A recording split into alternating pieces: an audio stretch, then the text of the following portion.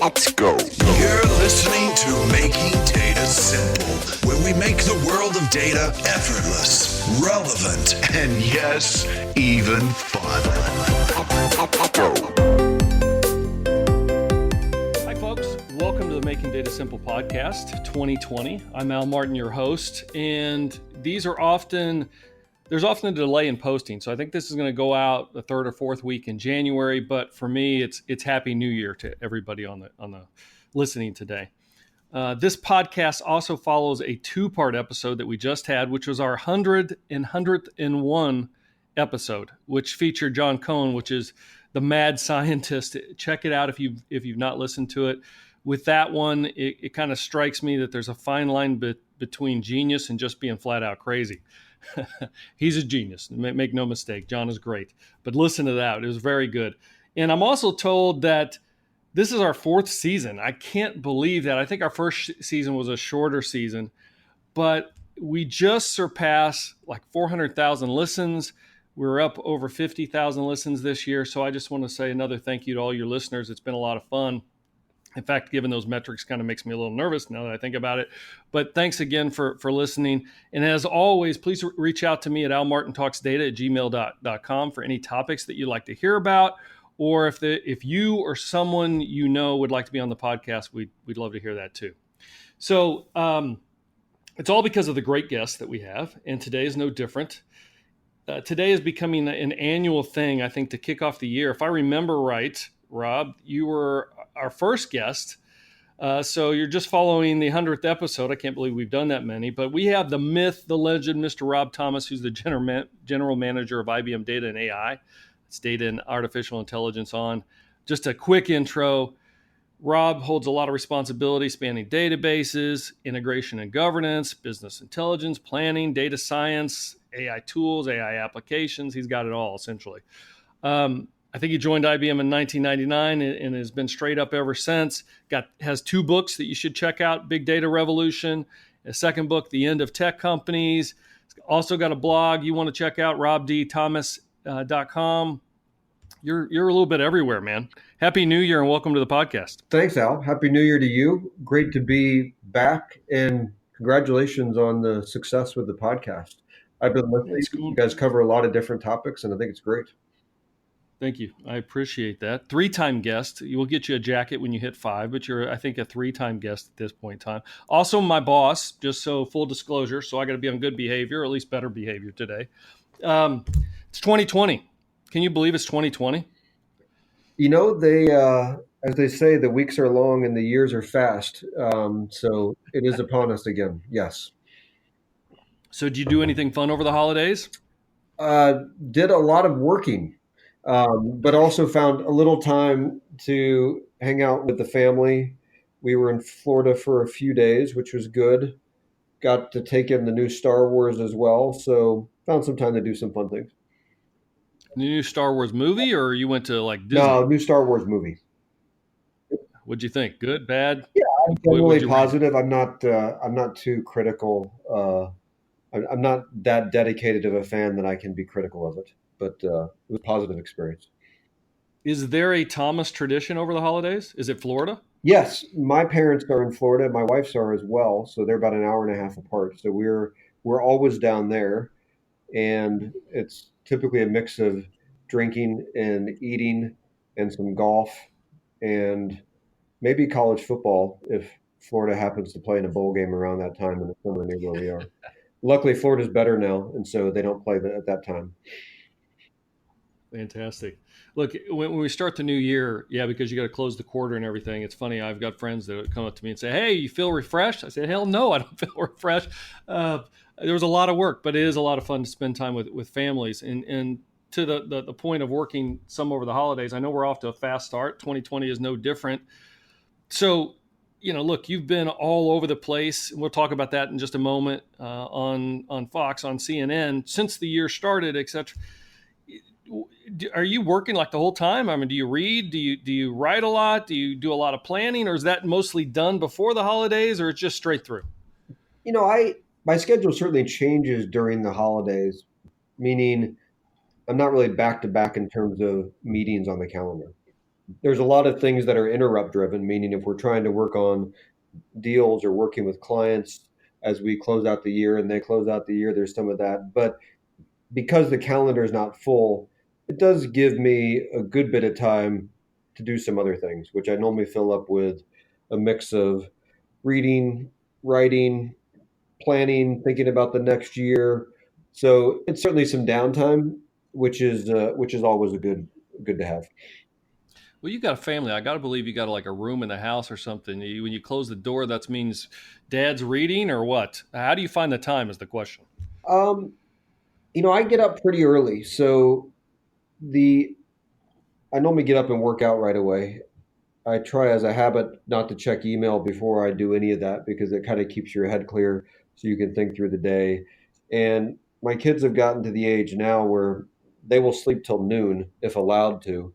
And so there's always some quiet time in the morning to get done anything that I want to get done. So can always make time. I always tell my kids don't ever use the excuse of I don't have time because anybody that's saying I don't have time, what they're really saying is it's not a priority, which is fine. It's fine if it's not a priority, but don't say you don't have time because we all have time. The question is how do we spend it? I think it must be a common thread because my kids sleep till noon just as well. Of course, they don't go to bed till like 3 a.m., but they sleep till noon just the same. So I'm working out at 5:30. What time are you working out? Right in that range. I'm normally up between 5:15, 5:45, so that's normally where I start, and then get after it. Fantastic. All right. So today we're going to discuss the future landscape of data and AI in 2020. We'll hear some predictions from Rob. I mean, that's, I guess, what you do to start the new year. As I mentioned earlier, Rob has been featured on Fox Business News, CNN. There's several other places. Here's how I'm going to start it. It's a little awkward, but this is what I wanted to start it with, Rob. Like it's kind of like when you started on CNN, or when I was watching well, both that and Fox. It strikes me that AI gets people a little bit excited, upset, maybe even it provokes them. I mean, CNN started a little bit dismissive of AI to start and then warmed up to it. Fox Business started with this. They said the rise of AI could be spooky, and then they referenced Stephen Hawking suggesting AI will doom mankind. You handled it very well, by the way. But do you find that AI is pushing people's buttons right now? So first of all, when I was sitting down with the press team to kind of plan out the start of the year, I told them there's three outlets we have to do. We have to do CNN, we have to do Fox Business, and we've got to do the Making Data Simple podcast. So I want you to know you were in the top three, and you were actually in front of Oh, CNN and fantastic. Fox. It's just that they could get me on before you were able to with your schedule. So I just want you to know that. Very good, very good. I like that I'm in the top three, but do you find that it's pushing people's buttons, the topic of AI? It seemed like it was pushing their buttons. It is. I think that has nothing to do with AI and has everything to do with new technology because I think that's been true of every new innovation, certainly since the Industrial Revolution and probably before. When there's new innovation and new technology, the human reaction when you don't understand something is fear. And my biggest observation is people don't really understand what AI is. And when you don't understand what something is, your reaction is always going to be fear. So I've tried to use some of these sessions just to kind of, I'd say, demystify what this is, which is it's not about self driving cars. It's not about robots that are going to walk into the office and take our jobs. It's actually much more basic. First of all, it's just computer science, it's just software. And it's about how you make better predictions. How do you automate things that you don't want to do? How do you optimize certain things that you're doing in your life or your business? That's really what it is. Now, do we get to some future where there's an artificial general intelligence? It's possible. I'm not sure I'd say it's likely, um, but it's also 50 to 100 years away. So probably not going to be our issue. If you're listening to this podcast, probably not going to bother you. And so I think it's natural, but the way to get over that is it starts with education, meaning everybody get on the same page of what this is and what it isn't. All I got out of that is making data simple is up with CNN and Fox, which is Indeed. fantastic. Indeed. So you hear that, Megan, our producer? We're in the running now. So one more thing on that. And the speaking of the fear, and I was going to talk to you about this. You already hit on it. Every one of those questions, and it happens to me just as well, it is about eliminating jobs. I guess it goes back to your point about being the fear. I find that question troubling for different reasons, because there's other questions I think that should be asked. In other words, jobs, putting that aside. I mean, look, everything we've seen over history, these transformations typically creates more work, but there are a ton of better questions out there. Like, by example, are you concerned about companies taking your data? Are you concerned about privacy concerns? China just launched an initiative where you have to give your biometrics, or you got to give, I guess, facial recognition for to get a mobile phone. Are you worried about insurance companies profiling based on the data they have? Are you worried about everyone having your DNA, which is funny because I have people say, hey, I'm never going to give up my DNA. And then I say, well, if your sibling has, they've already got your DNA. So there you have it. Those are the kind of questions I would imagine that, and maybe they're not good for sound bites. Is that it? But those are the questions that are very intriguing to me and that people should be asking if you're going to get fearful about it. The jobs question is just, to me, is left field. I don't even wake up concerned about that at all. History is always a good informer. And the same is true if you look at something like farming. I went around numbers. I believe 1900s, there was around 20 million farming jobs in the U.S. There's obviously much fewer now. But we actually have much better food production. The farmers, the jobs they do are dramatically easier now. It's not all manual labor.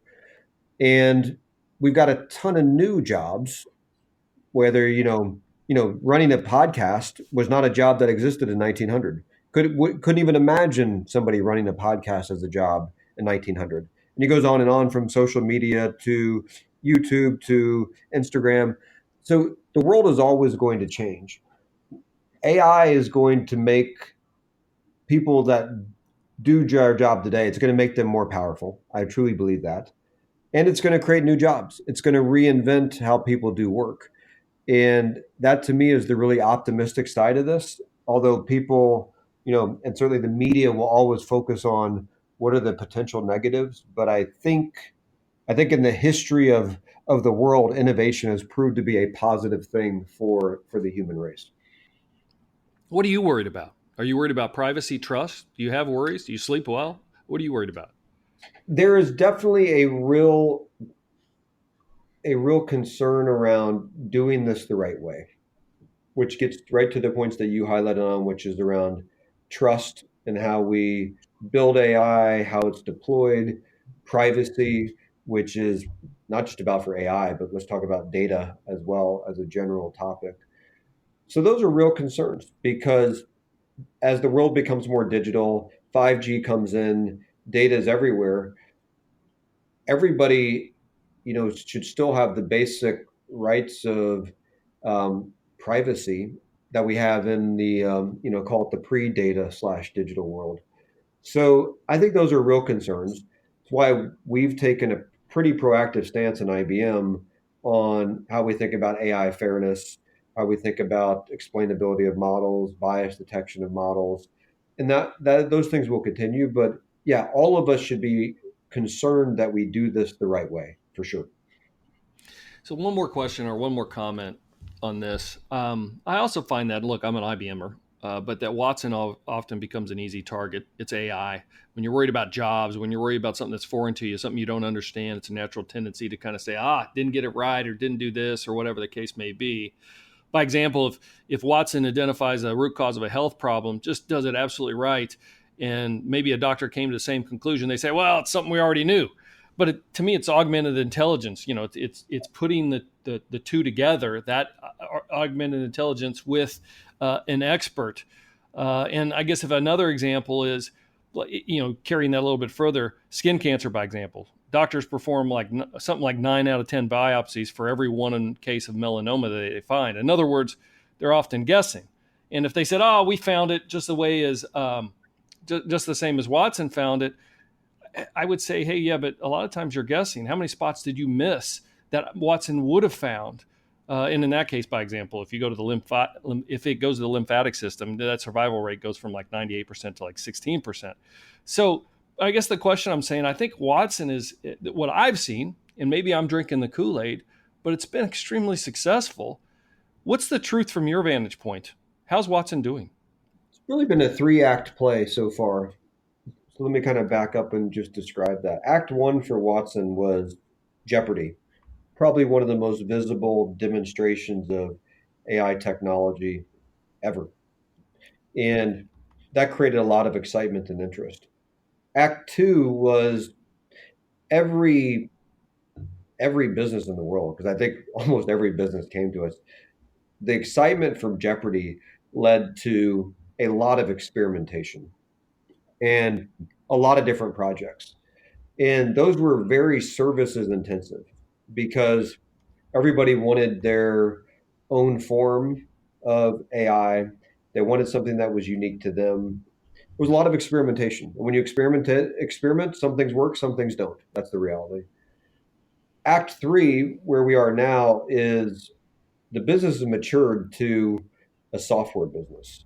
And we've got some great products, tools that helps you build AI. If you want to build your own AI, you can come use Watson tools, applications that are designed for the line of business, whether that's for things like financial planning, or automating customer service.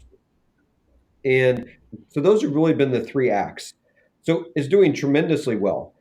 Just to give you a couple data points, IDC just ranked us number one in market share again. So we're by far the number one leader in terms of share and what's happening in the market. You look at customer references, and we look at this data. Watson's got 600 plus public references of businesses saying we got a great outcome with Watson. The second closest competitor in the market has around 200.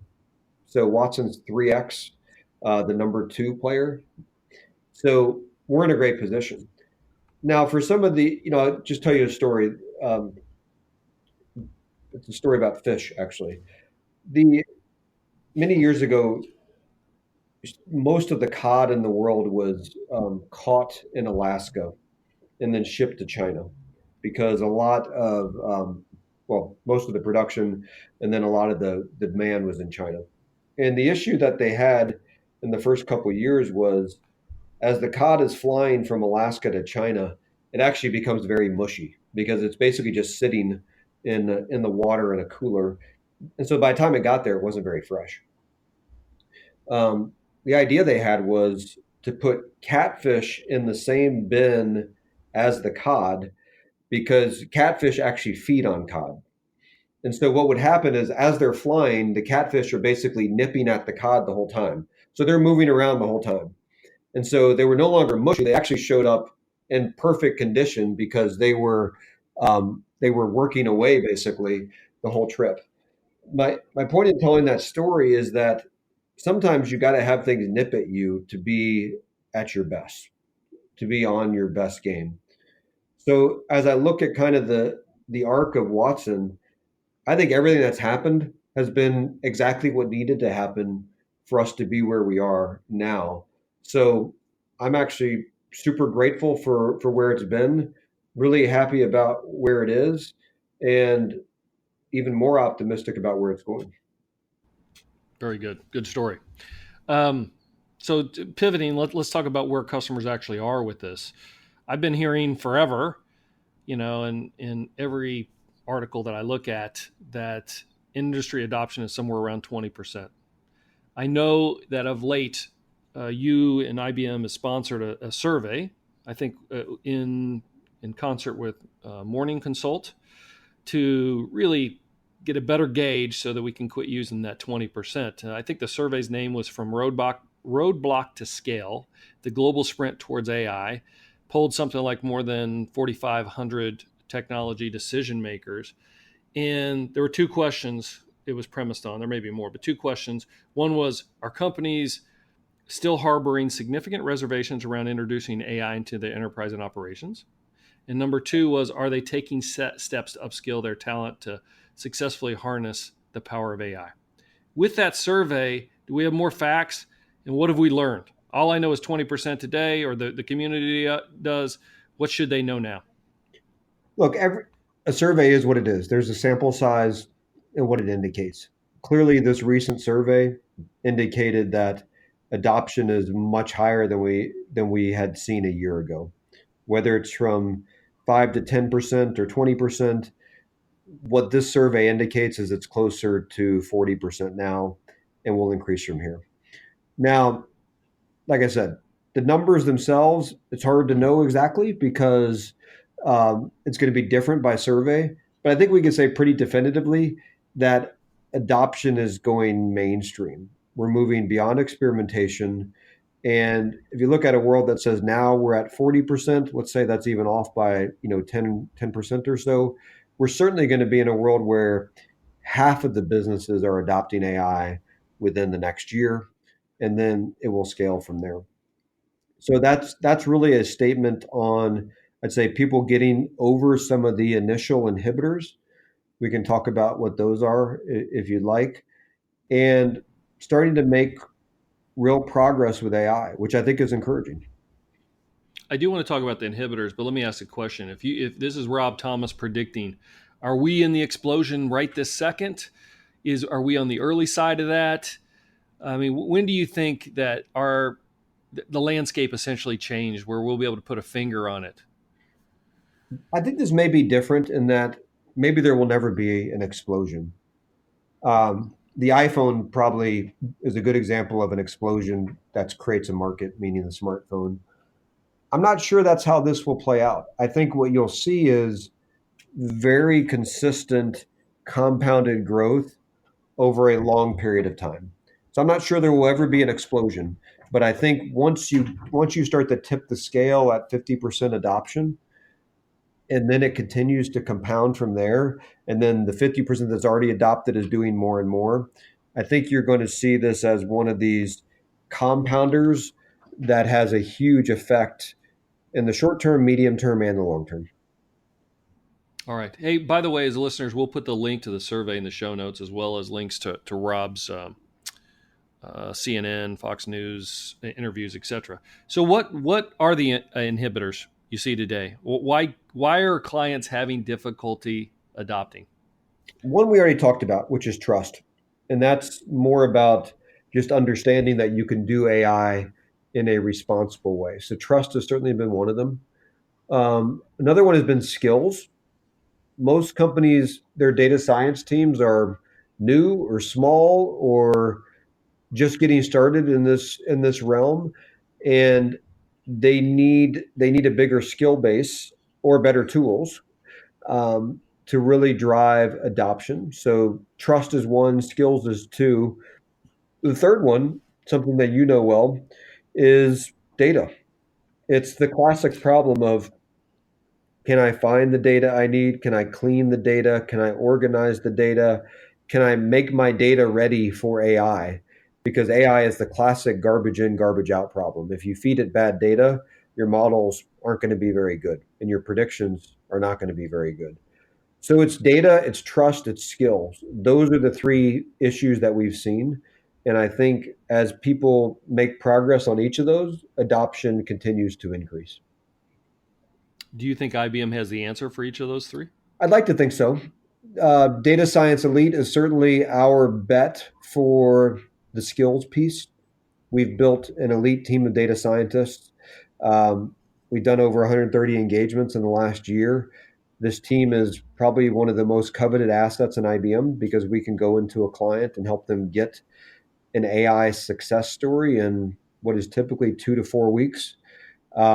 That's been our play for skills. Data, I don't think anybody knows data better than IBM, whether it's the fact that we have, run most of the transactional systems in the world with things like the mainframe, onto what we do around databases, data warehouses, Hadoop, MongoDB, you name it. We've got a pretty good prominence in data. And then on the trust piece, look, Watson was designed with trust in mind.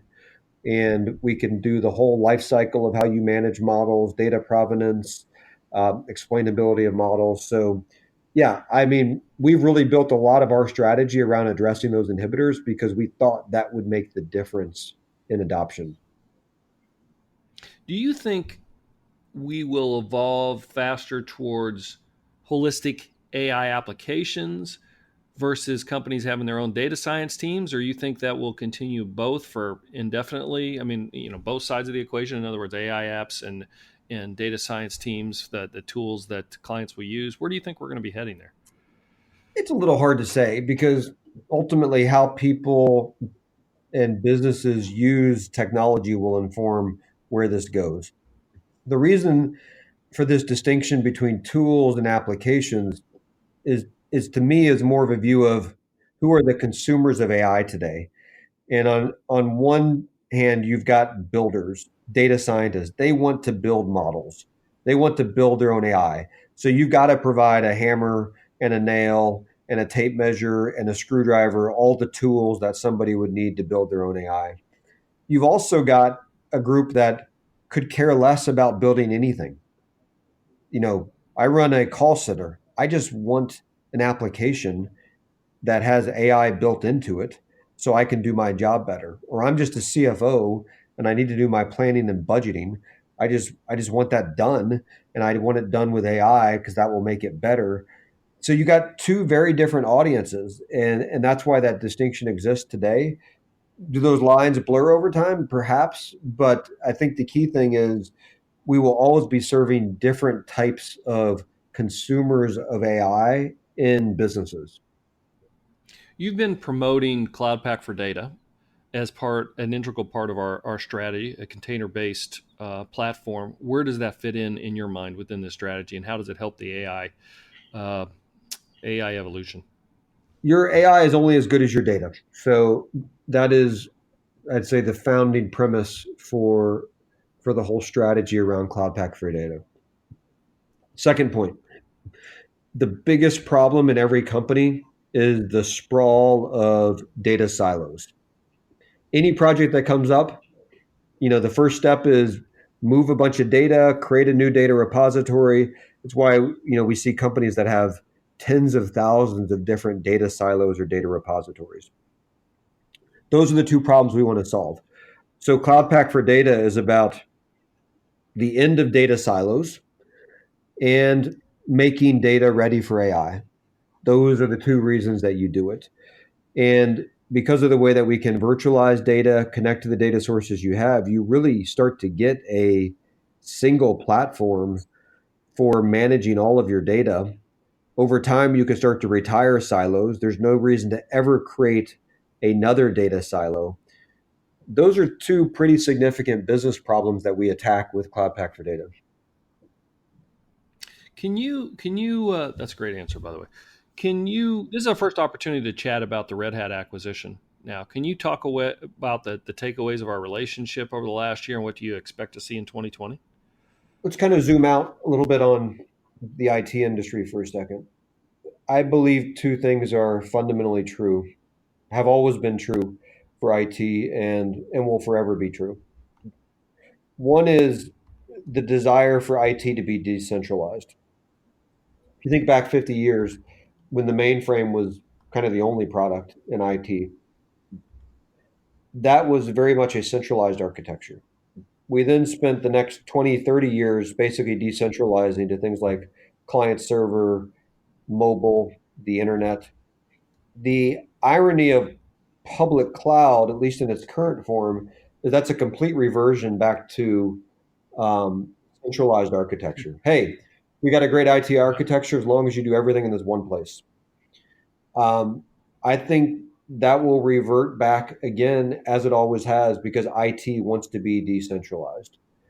A big part of our thesis around Red Hat, which I'll get to in a moment, is about providing the next generation of a decentralized architecture, which has to be cloud native. The second thing I think is true is IT wants to be open. I think we've moved beyond the tolerance for businesses to have all of their capabilities be proprietary. And whether it's open standards or open source, that is pretty fundamental to the future of IT. So you take those two things together, decentralized architecture, open source, those are two things that Red Hat is known for, that Red Hat is great at. And Hmm. the combination of IBM and Red Hat gives us a chance to realize that vision around a decentralized architecture, which, to be specific, is around containers, Kubernetes, specifically Red Hat OpenShift.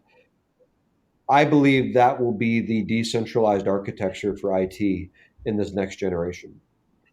The fact that it's done in open source is a bonus.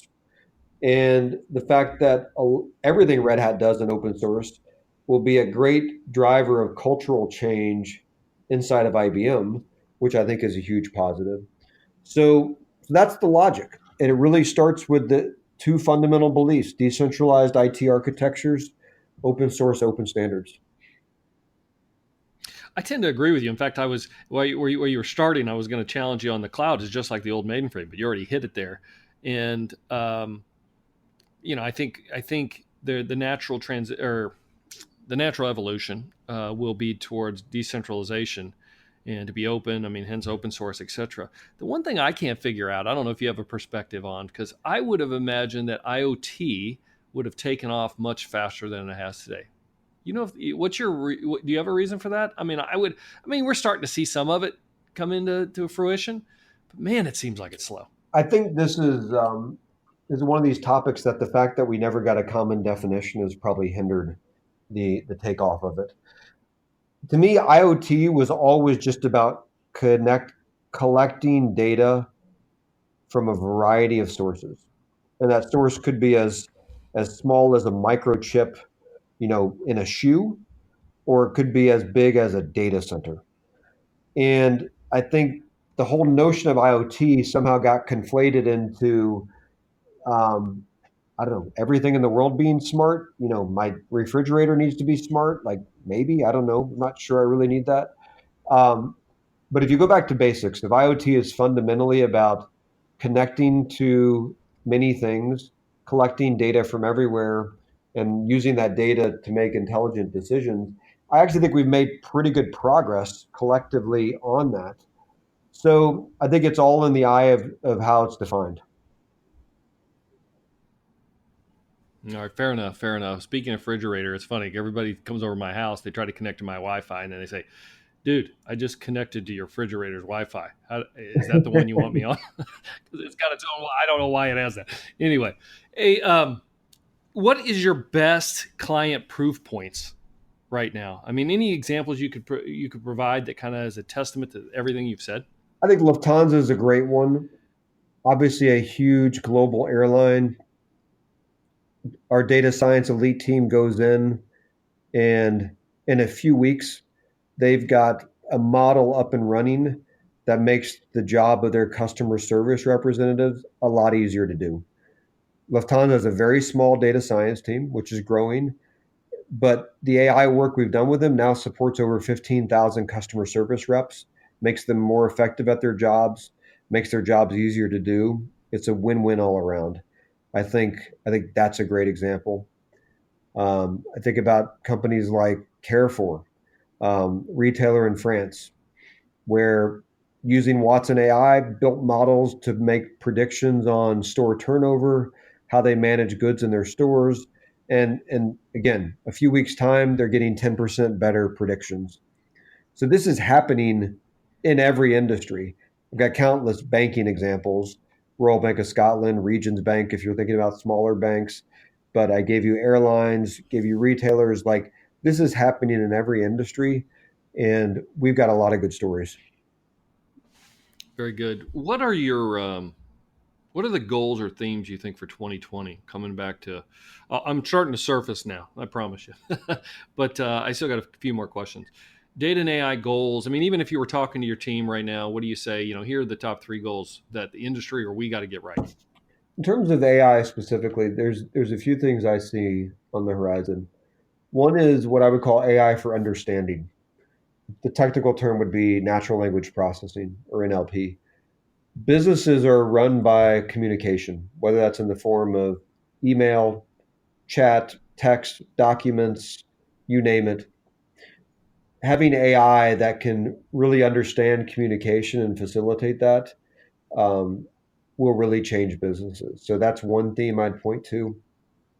The second theme I'd point to is AI is going to start to build AI. So think of that as automation at scale, where we don't need a human to build every model. AI is good enough to learn from data, to learn from models, to start to, make suggestions, recommendations of models that it could build and then go do that. So AI that builds AI, I would say, is the second theme. Third theme, and one that we've now come back to a few times, comes back to trust, which is, I think, trust will start to be embedded into AI when it's built, as opposed to something that's an afterthought, which is, okay, now that we've got AI up and running, we need to do something on it. I think trust will start to be embedded in AI. Those are the three big themes I see for AI. I agree. Trust, explainability, bias. I think that's going to be the underpinning of decisions made with AI. And I'm pretty proud of where we are right now. Back to the ladder to AI. We've been preaching this for some time: collect, analyze, organize, and fuse. It's one of the best strategies I've seen at IBM. It is the best strategy that I've seen at IBM. It's simple. I know some of our folks internally are like, oh, it's back to the ladder to AI, but look, that's what I want it to be, because if you can say it in your sleep. I tested somebody the other day, and I was making a point that how good the strategy was, because you want to make sure it resonates and everybody can regurgitate it at will. The question I have now is, so what's next? I mean, if I'm a customer listening to this and I'm there and I'm following the maturity curve around collect, analyze, organize, and infuse, but I'm like, man, how can I expedite this? How can I inject this with steroids? Is there one or two things that you would, uh, one or two pieces of guidance, I guess, you'd give to our listeners in a way to get up that ladder as fast as possible? One question I ask every client that I visit, and really anybody that I talk to, even going out with friends that my wife and I have on the weekends, folks that work in a variety of different industries, I always ask them a question. I say, hey, you guys have the data that you need to do your job effectively? I don't think anybody's ever said yes. So it's far more basic than AI, but I think I'm not even thinking about what's next to the AI ladder, because I think we still got so much room to run in terms of self-service analytics, self-service data, ultimately leading to AI, obviously. But I don't talk to a single person that says they have all the data they want to do their job as good as they can. And until we do, I get 8 out of 10 yeses at a cocktail party, I'm not going to believe that we're done. So I think this has a long way to run. So it sounds like get your data in order is the first step, at least in a piece of anything you want to help drive up that ladder. Even if it's a compartmentalized piece of data, you got to get it cleaned, you got to get it trusted, etc. Absolutely. So let me ask you one off the wall question. I got a free. If I'll end with a few more direct questions. I mean, more personal questions. The one is I just seen this in the news, and I don't know if you have a perspective on it. I'm still trying to learn about it, and that's they're talking about quantum supremacy, and IBM is all over the news around quantum computing and where that's going to go in 2020. Do you have a perspective? Do you have a prediction there? I don't, but so we don't make the same mistake as IoT. Let me describe quantum in my basic terms. So hopefully we get to a common understanding. The the history of computer science and building software has been everything's a one or a zero, which is obviously where the term binary comes from. And any logic that you're coding or a rule that you're coding, everything's a one or a zero. So now imagine for a second, if you're listening to this, just imagine a sphere. So you're sitting here, there's like a solid glass globe on your desk. Imagine a sphere. And the North Pole is a one, the South Pole is a zero. So you've got two different endpoints. Everything's a one or a zero. That's what software has been forever, is everything's a one or a zero. When you move to the world of quantum, suddenly you can instantiate software at any point on that sphere, at any point on that glass globe. So it's no longer a 1 or a 0 at North or South Pole. It could be any part of that entire sphere, which obviously you can imagine is infinite. So you can represent things that you could never even imagine in a world that's as simple as a 1 or a 0 when you have an infinite landscape for how you think about building software, designing software. That's why quantum computing will break all the encryption that's ever existed in the world, because it's a completely different way of thinking about a problem. I don't know when this becomes mainstream. I talked to our team in research. It feels like 2025, 2030, somewhere in that range. So we're still a ways away. But it's such a hard thing to think about because it's such a dramatic change from anywhere we've ever been. It will be interesting to see how this plays out for sure. It's interesting to me. I mean, it's just fascinating. It's like we're going to digital back to analog. it's unbelievable. All right. Hey, look, I'm going to finish up. I do have a few questions I want to ask you. Bear with me. They're easy. Don't worry. The first one is, what are you most proud of in 2019?